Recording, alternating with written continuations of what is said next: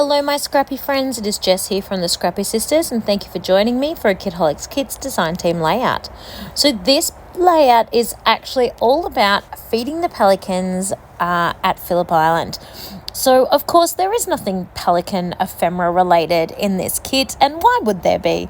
That is such a niche topic, and of course I'm sure if I hunted hard enough I would find something, but I only need it for this one layout. So I decided to channel my inner Lisa Fonsesca, I think that's how you pronounce it, and I apologize if it was way wrong, who makes these most adorable little critters.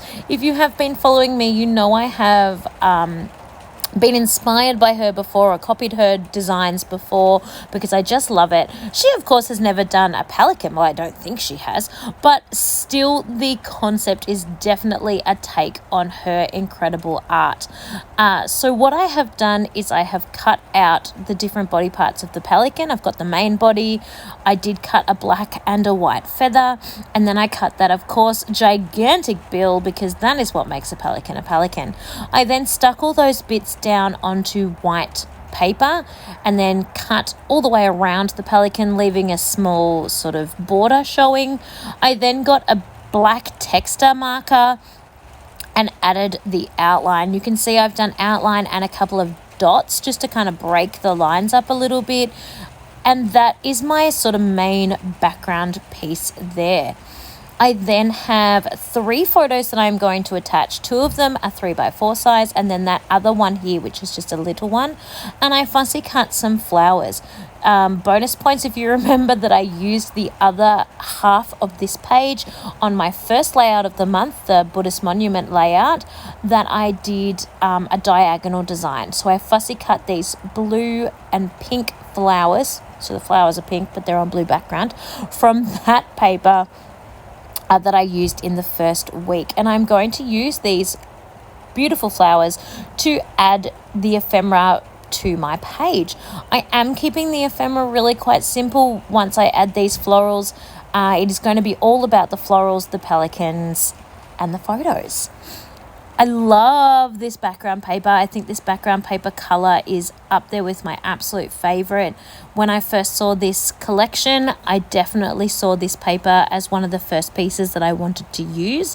Something I was never very good at is I would save my favorite things. I couldn't possibly use them. Whereas now, I think the point is to use them, because every time you save them, you never end up getting to them. So I loved this paper. It worked really well as sort of being a great background setting for the water and the sky feeling there, because it's darker at the bottom and it's lighter at the top, and I just rolled with it. I thought it looked so fun.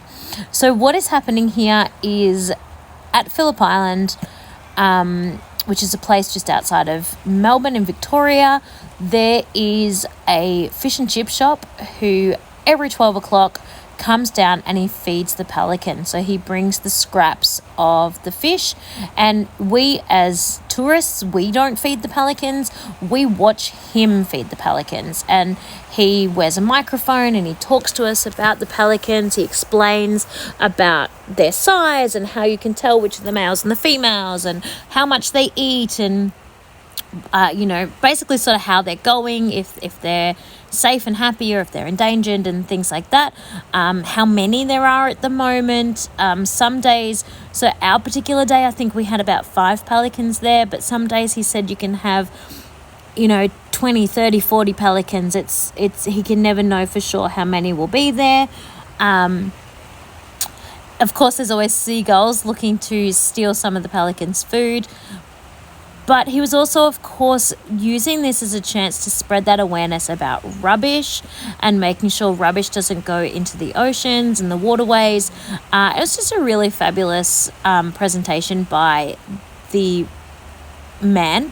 I was going to call him a fisherman, which he possibly is, but I think now he's more of a business owner and a awareness activator person. I don't know what the language would be, but it was a really, really nice thing to come and see, and there were hundreds of people there to watch it. They stand all along the jetty.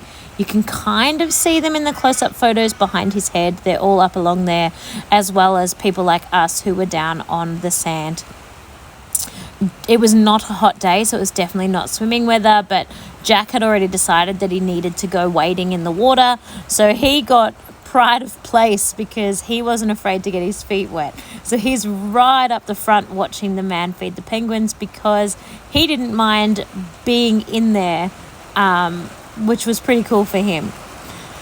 So once I pop on this last bunch of flowers, I apologize, it is starting to rain quite heavily.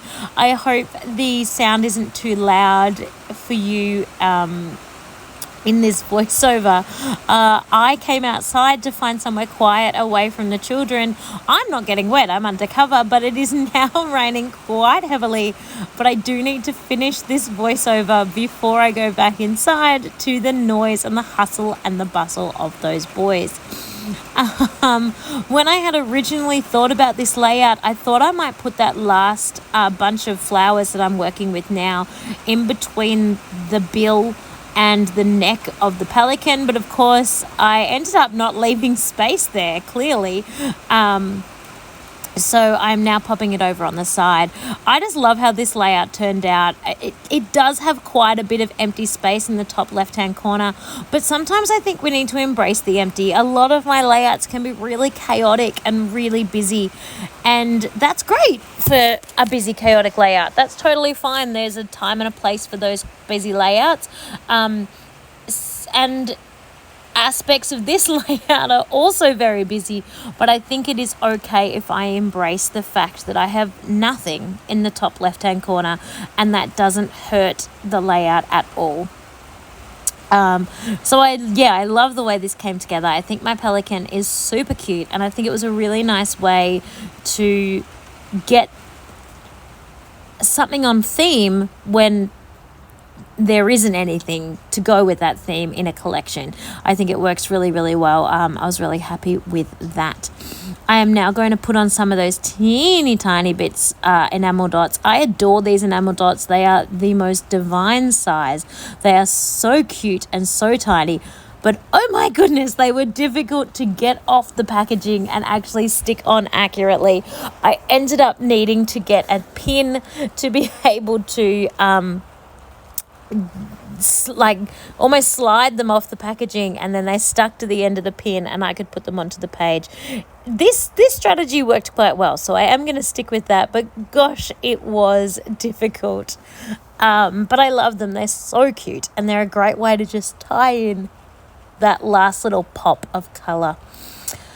So I am very happy with how this one came together. I am, of course, going to finish up with some gold splatters because I cannot make a layout without adding splatters. It is very unusual for me.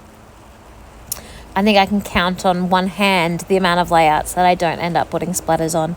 And then I also pulled out some Heidi Swap blush. This is actually not the traditional colour that Heidi Swap had made her blush. I found it to be too light, and I just added some random things of my own to make it a bit darker. So I really can't call it blush anymore, but it's a cute little pink. And it's got the shine that Heidi Swap puts into them. Anywho, here are my close-up photos. I hope you have enjoyed this layout. Have a happy scrappy week, and I will see you next week. Bye.